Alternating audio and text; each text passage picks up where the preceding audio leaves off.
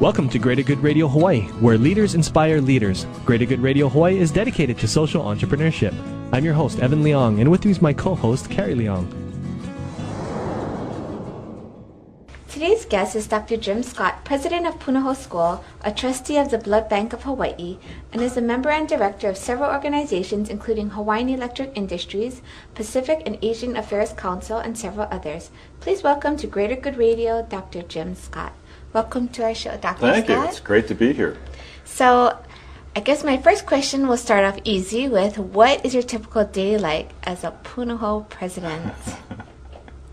Besides winning state championships. Yeah, well, the days in the last few weeks have been atypical because we've been handling a lot of media attention and doing a lot of celebrating. But, you know, I spend half the day in meetings with adults, and when the adults get me down, I get to hang out with kids, which is great. It gives me more hope and optimism and confidence. But my job is to steer a course for the future, marshal the resources for the school to get there, inspire and implement change, and say thank you.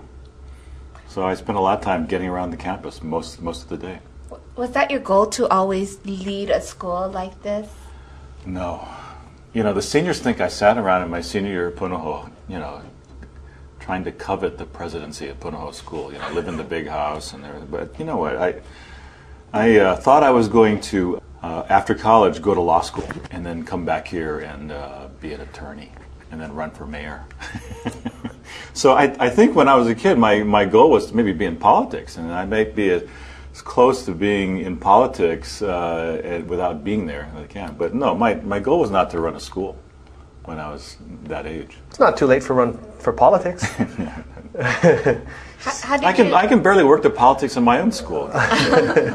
That's always tough. Why would you want to be a mayor? Why did you want to do that? When I was a kid, I always thought that a lot of the former athletes would come back and they'd run for politics, and you ultimately want to become a mayor or governor. Because I thought, you know, from a kid's perspective, that was a way to get things done. So, but after I got out of college, I started teaching. My first job out of Stanford was working in the Stanford admissions office, and then I was laid off. So that was my first sort of disappointment. Was it a downturn in the economy or something? Downturn in the economy. You know, last hired, first fired. You know, so I'd been there for about a year.